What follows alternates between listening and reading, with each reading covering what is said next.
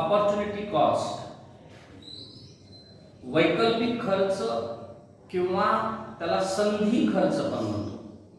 Opportunity म्हणजे संधी, opportunity म्हणजे विकल्प.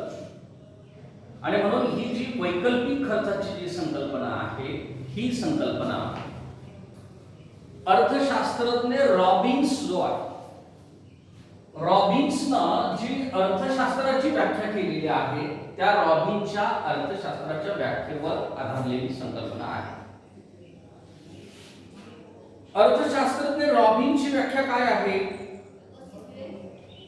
तर अमर्याद गरजा, मर्यादित परंतु पर्यायी उपयोगाची साधनं यांचा परस्पर मेळ घालणाऱ्या मानवी प्रयत्नाचा अभ्यास करणारं शास्त्र म्हणजे अर्थशास्त्र. ही रॉबिन्सची व्याख्या आहे. आणि मग रॉबिन्सच्या या व्याख्येवर आपण जर बघितलं तर ही दुर्मिळता प्रधान व्याख्या आहे आणि म्हणून वैकल्पिक खर्चाची जी संकल्पना आहे ही या व्याख्येवर आधारित आहे. ही संकल्पना विकसित करण्याचं काम कोणी केलं तर ऑस्ट्रियन विचारवंत वायझर जो आहे, ऑस्ट्रियन अर्थशास्त्रज्ञ वायझर यांनी ही संकल्पना विकसित केली. कुठली? अपॉर्च्युनिटी कॉस्ट किंवा वैकल्पिक खर्च आपण ज्याला म्हणतो, संधी खर्च म्हणतो, त्याची संकल्पना जी त्यानं विकसित केली. त्याच्यामध्ये आणखी भर घालण्याचं काम कोणी केलं तर प्राध्यापक नाईट आहे, प्राध्यापक डिक्स्टी आहे, प्राध्यापक रॉबिन्सन आहे. या लोकांनी काय केलं, या संकल्पनेमध्ये भर घालण्याचं काम केलं. आता ही अतिशय सोपी अशी संकल्पना आहे. आपण एक काही व्याख्या आपण बोर्डवर घेतलेल्या आहेत, त्याच्यामधनं तुमच्या लक्षामध्ये येईल की ही वैकल्पिक खर्चाची संकल्पना म्हणजे नेमकं काय. पहिली व्याख्या आपण त्याच्यामध्ये अशी घेतलेली आहे, एखादी वस्तू मिळवण्यासाठी पुढच्या सर्वोत्तम पर्यायाचा त्याग करणे म्हणजे संधी त्याग खर्च आहे. काय म्हणते पहिली व्याख्या? एखादी वस्तू मिळवण्यासाठी पुढच्या सर्वोत्तम पर्यायाचा त्याग करणे म्हणजे संधी त्याग खर्च आहे. पहिले व्याख्या बघूया, म्हणजे उदाहरण दिल्याच्या नंतर तुम्हाला ही संकल्पना अधिक समजेल. दुसरी व्याख्या आहे, उत्पादन घटकाचे अनेक पर्यायी उपयोग आहेत. म्हणजे उत्पादनाचे जे 4 घटक आहेत ना त्याचे अनेक पर्यायी उपयोग आहेत. मात्र एका उपयोगात त्या साधनाचा वापर केल्यास अन्य उपयोगाचा त्याग करावा लागतो. इतर वैकल्पिक उपयोगाचा त्याग करावा लागल्याने जी हानी होते तो त्या उपयोगाचा वैकल्पिक खर्च आहे. म्हणजे उत्पादनाचे जे 4 घटक आहेत ना त्याचा उपयोग अनेक कारणासाठी आपण करू शकतो, परंतु ते उत्पादन घटक एका कारणासाठी जर आपण वापरले तर दुसऱ्या कारणासाठी ते वापरता येत नाही, त्याचा त्याग आपल्याला करावा लागतो. आता याचं उदाहरण आपल्याला जर द्यायचं असेल तर एका शेतकऱ्यानं आपल्या शेतामध्ये गव्हाचं उत्पादन घेतलं. कशाचं उत्पादन घेतलं? गव्हाचं उत्पादन घेतलं आणि 10 क्विंटल गव्हाचं उत्पादन झालं. म्हणजे एक शेतकरी आहे, त्याच्याकडे 1 एकर जमीन आहे. जमीन ही उत्पादनाचा घटक आहे, बरोबर आहे. त्याच्याकडे किती जमीन आहे? 1 एकर त्याच्याकडे जमीन आहे. आणि मग त्यानं गव्हाचं उत्पादन जर घेतलं तर 10 क्विंटल गव्हाचं उत्पादन होतं, परंतु 1 एकर मध्ये गव्हाचं उत्पादन घेतल्यामुळं त्याला ज्वारीचं उत्पादन घेता येत नाही. म्हणजे एक उत्पादन घटक एका वेळी, ही व्याख्या काय सांगते? एक उत्पादन घटकाचे अनेक पर्यायी उपयोग आहेत, मात्र एका उपयोगात साधनाचा वापर केल्यास अन्य उपयोगाचा त्याग करावा लागतो. म्हणजे एका एकर शेतीमध्ये गव्हाचं उत्पादन घेतलं तर त्याला ज्वारीच्या उत्पादनाचा त्याग करावा लागतो. समजा त्याने ज्वारीचं उत्पादन जर घेतलं असतं तर 15 क्विंटल ज्वारी झाली असती. म्हणजे 10 क्विंटल गव्हाचा अपॉर्च्युनिटी कॉस्ट म्हणजे संधी खर्च किती आहे? 15 क्विंटल ज्वारी आहे. कन्सेप्ट क्लिअर झाली. म्हणजे एका संधी त्याग खर्च म्हणून एका अर्थशास्त्राने त्याची व्याख्या कशी केली आहे? Opportunity cost is opportunity lost. काय म्हणतो तो? Opportunity cost is opportunity loss. म्हणजे एका वस्तूचा संधी त्याग खर्च म्हणजे दुसरी वस्तू मिळण्याचा केलेला त्याग. समजा आता मी इथे प्राध्यापक म्हणून नोकरी स्वीकारलेली आहे, बरोबर आहे, परंतु माझ्याकडे एक पर्याय होता की कलेक्टरची नोकरी स्वीकारण्याचा, म्हणजे प्राध्यापकाची नोकरी स्वीकारल्याच्या नंतर मी कलेक्टर असेल किंवा तहसीलदार असेल या नोकरीचा मला त्याग करावा लागेल. म्हणजे ऑपॉर्च्युनिटी इथं मिळाली, opportunity cost is opportunity loss. म्हणजे दुसरी ऑपॉर्च्युनिटीचा मी त्याग केलेला आहे, संधी त्याग खर्च. तिसरी एक आणखी एक व्याख्या आहे, कोणत्याही वस्तूचा वैकल्पिक खर्च म्हणजे विशिष्ट उत्पादन घटकांच्या सहकार्याने उत्पादन होऊ शकणारी निकटतम पर्यायी वस्तू. आणखी एक उदाहरण तुम्हाला देता येईल. एक प्रियकर आहे, प्रियसी आहे, आणि मग त्या प्रियकराकडे दोन ऑप्शन आहे की त्या आपल्या प्रियसीला तो फिरायला पण घेऊन जाऊ शकतो आणि चित्रपट पाहायला पण घेऊन जाऊ शकतो, बरोबर आहे. तो फिरायला घेऊन जाऊ शकतो किंवा तो तिला चित्रपटाला घेऊन जाऊ शकतो. समजा त्याला चित्रपट पाहायला जर घेऊन गेला तर त्याला तिला आंबोलीला फिरायला घेऊन जाता येत नाही. 3 तासाचा वेळ त्यांच्याकडे आहे. मग 3 तासामध्ये ते जर चित्रपट पाहण्याचा जर ऑप्शन जर त्यांनी निवडला तर त्यांना आंबोलीला फिरता येत नाही किंवा आंबोलीला फिरायला जायचा निर्णय घेतला तर त्यांना चित्रपट पाहता येत नाही. Opportunity cost is opportunity lost. म्हणजे या पद्धतीनं वैकल्पिक खर्चाची जी संकल्पना आहे ही रॉबिनच्या व्याख्येवर आधारित आहे. रॉबिनची व्याख्या आपल्याला असं सांगते की अमर्याद गरजा, मर्यादित परंतु पर्यायी उपयोगाची साधनं यांचा परस्पर मेळ घालणाऱ्या मानवी प्रयत्नाचा अभ्यास करणारे शास्त्र म्हणजे अर्थशास्त्र. याच्यामध्ये उत्पादनाचे घटक हे दुर्मिळ आहे ही व्याख्या त्यात आपल्याला काय करते ती डिफाईन करते. आणि उत्पादनाचे घटक दुर्मिळ असल्यामुळे ते एकदा एका गोष्टीमध्ये वापरता येतात, ते अन्य गोष्टीमध्ये त्या ठिकाणी वापरता येत नाही. आता तुम्ही इकॉनॉमिक्स बीए घेऊन करायला लागलेला आहे, बरोबर आहे. तुमच्याकडे ऑप्शन एक होता होम सायन्स पण करण्याचा. म्हणजे इकॉनॉमिक्सची ऑपॉर्च्युनिटी तुम्ही घेतल्यामुळं ग्रॅज्युएशन करण्याची तुम्हाला होम सायन्स ग्रॅज्युएशन करण्याच्या संधीचा त्याग करावा लागेल. आणि म्हणून इकॉनॉमिक्सच्या डिग्रीचा जो काही संधी त्याग खर्च आहे, होम सायन्सची डिग्री हा त्या संधी त्याग खर्च त्या ठिकाणी आपल्याला त्या ठिकाणी म्हणावा लागेल. तर अतिशय सोपी संकल्पना. या संकल्पनेचे काही महत्व आहे. Importance of opportunity cost.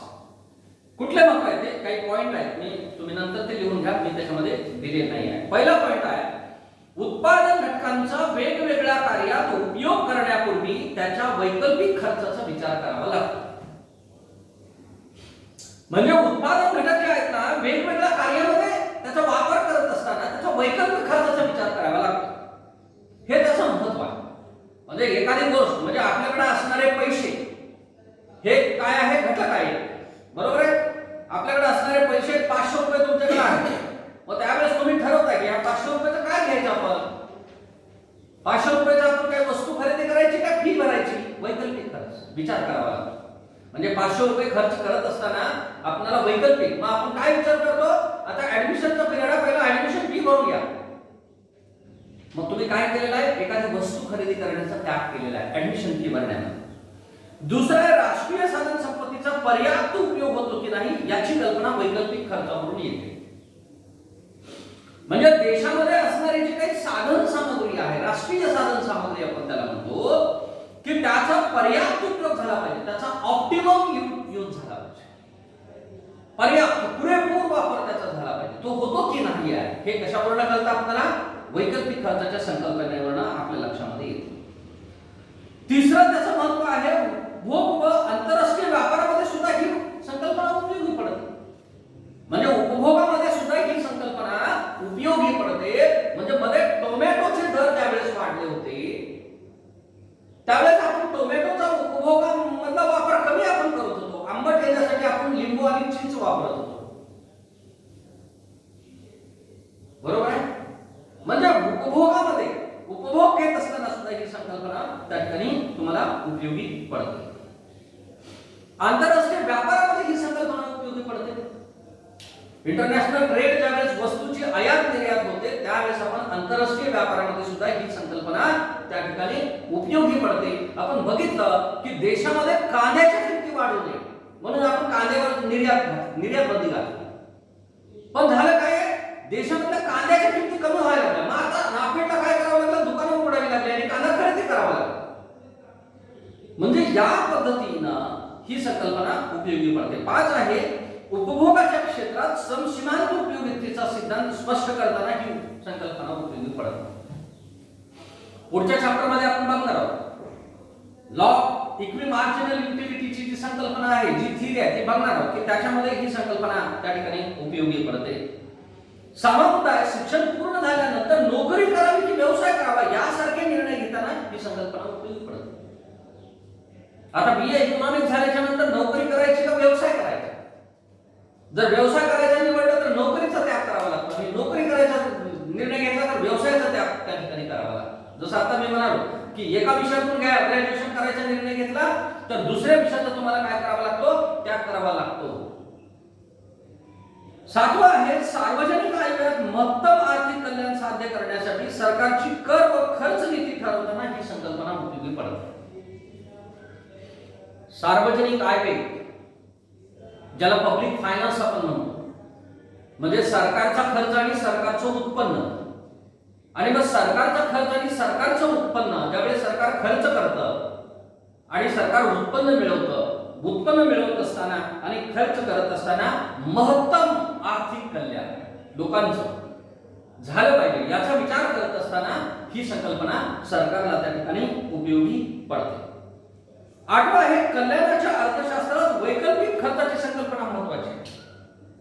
अर्थशास्त्रामध्ये जशा वेगवेगळ्या अभ्यासाच्या शाखा आहेत किंवा जे वेगवेगळे पेपर आहेत, त्याच्यामध्ये कल्याणाचं अर्थशास्त्र एक आहे, वेलफेअर इकॉनॉमिक्स आपण ज्याला म्हणतो. जसं आता इंटरनॅशनल इकॉनॉमिक्स तुम्ही अभ्यासताय, इकॉनॉमिक्स ऑफ डेव्हलपमेंट प्लॅनिंग तुम्ही अभ्यासताय, रिसर्च इकॉनॉमिक्स तुम्ही त्या ठिकाणी अभ्यासताय, किंवा मायक्रो इकॉनॉमिक्स, मॅक्रो इकॉनॉमिक्स अभ्यासताय, बरोबर आहे. वेगवेगळे जे पेपर तुम्ही अभ्यासताय या पद्धतीनं वेलफेअर इकॉनॉमिक्स एक आहे की वेलफेअर इकॉनॉमिक्स म्हणजे कल्याणकारी अर्थशास्त्र. त्या कल्याणकारी अर्थशास्त्रामध्ये ही संकल्पना महत्त्वाची आहे. 9 आहे, उद्योग संस्थांना आपले भांडवली अंदाजपत्रक तयार करताना ही संकल्पना उपयोगी पडते. तर अशा पद्धतीनं की ही जी संकल्पना आहे ही संकल्पना वेगवेगळ्या घटकांना त्या ठिकाणी उपयोगी पडत असल्याचं आपल्याला त्या ठिकाणी दिसून येतं. आता असं जरी असलं तरी ह्या संकल्पनेवर अनेकांनी टीका केलेली आहे की त्या टीका कोणत्या आहेत, तर वैकल्पिक खर्चाची संकल्पना जी आहे याच्यावर टीका करण्यामध्ये प्रोफेसर एजवर, प्रोफेसर नाईट आणि विनर या अर्थशास्त्रज्ञांनी काय केलेलं आहे त्याच्यावर टीका करण्याचं काम केलेलं आहे. त्याच्यामध्ये एक टीका अशी केली जाते की या संकल्पनेमध्ये असं गृहीत धरण्यात आलं आहे की कामगारांना 2 उद्योग संस्थांबद्दल सारख्याच प्रमाणात आकर्षण असते. म्हणजे एका उद्योग संस्थेमध्ये त्याला काम करायचा निर्णय घेतला तर दुसऱ्या उद्योग संस्थेचा त्याला त्याग करावा लागतो, आकर्षण असते. परंतु विनर काय म्हणतो हे खरे नाही, कारण सेल्स टॅक्स ऑफिस मध्ये काम करणाऱ्या माणसाला इन्कम टॅक्स ऑफिस मध्ये काम करायला आवडेलच असं नाही.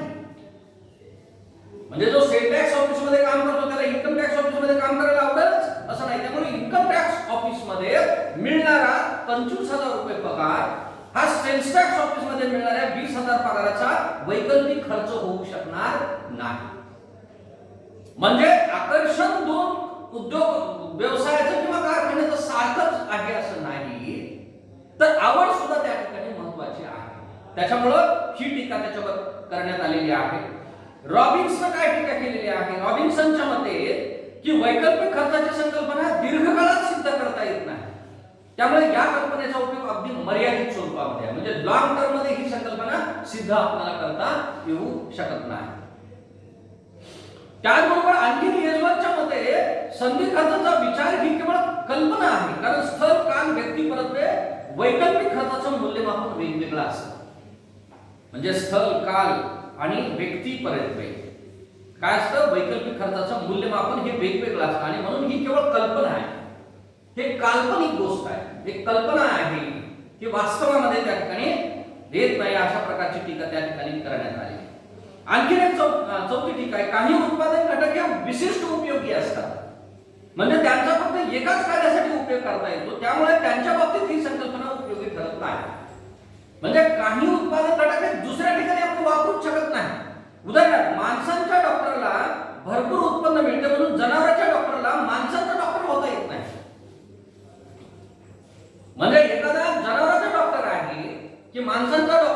झालं तर त्याला काय इन्कम भरपूर मिळतं आणि म्हणून तो माणसांचा डॉक्टर होऊ शकत नाही. कोण? जनावरांचा डॉक्टर हा माणसांचा डॉक्टर होऊ शकत नाही. म्हणजे जनावरांचा डॉक्टर हा जनावरांचीच ट्रीटमेंट करू शकतो, माणसांचा डॉक्टर हा माणसांचीच त्या ठिकाणी ट्रीटमेंट त्या ठिकाणी तो करू शकतो. पाचवी टीका त्याच्यावर करण्यात आलेली आहे. उत्पादनाचे सर्व घटक गतिशील असतात या गृहितकावर ही संकल्पना आधारलेली आहे. उत्पादनाचे सर्व घटक गतिशील असतात म्हणजे सहजासहजी एका व्यवसायातून दुसऱ्या व्यवसायामध्ये जाता येतं, पण प्रत्यक्षामध्ये घटकांच्या गतिशीलतेमध्ये अनेक अडथळे येतात. त्यामुळे घटक बाजारात पूर्ण स्पर्धा आढळत नाही. म्हणजे उत्पादनाचे घटक गतिशील असतात. आता मी इकॉनॉमिक्स शिकवतो, मी प्राध्यापक आहे, बरोबर आहे, पण मी इतिहास शिकू शकतो का? नाही शिकू शकत. मी इंग्रजी शिकू शकतो का? नाही. मी राज्यशास्त्र शिकू शकतो का? नाही शिकू शकत. म्हणजे गतिशीलता आहे का? नाही. सिद्धांत काय म्हणतो? पूर्ण गतिशीलता. बरोबर आहे, पूर्ण गतिशीलता. उत्पादनाचे घटक हे पूर्ण गतिशील त्या ठिकाणी असू शकत नाही. त्या विषयाचा डॉक्टर म्हणजे हार्टचा डॉक्टर जो आहे हा ब्रेनचं काम, ब्रेनची ट्रीटमेंट करू शकतो का? नाही आहे. म्हणजे गतिशीलता आहे का त्याच्यामध्ये? नाही. आणि अशा पद्धतीच्या टीका या सिद्धांतावर काही करण्यात आलेले आहेत, या संकल्पनेवर करण्यात आलेले आहेत. तरी सुद्धा या संकल्पनेचं महत्त्व कमी होत नाही. कारण opportunity cost is opportunity loss. म्हणजे एक संधी जर तुम्ही मिळवली तर तुम्हाला दुसरी संधी त्या ठिकाणी गमवावी लागते. ही गोष्ट आपल्याला त्या ठिकाणी नाकारून चालत नाही. म्हणजे एका शेतकऱ्यानं गव्हाचं उत्पादन घेतलं तर त्याला ज्वारीचं उत्पादन घेता येत नाही, किंवा भाताचं उत्पादन घेतलं तर त्याला ऊसाचं उत्पादन त्याला त्या ठिकाणी घेता येत नाही.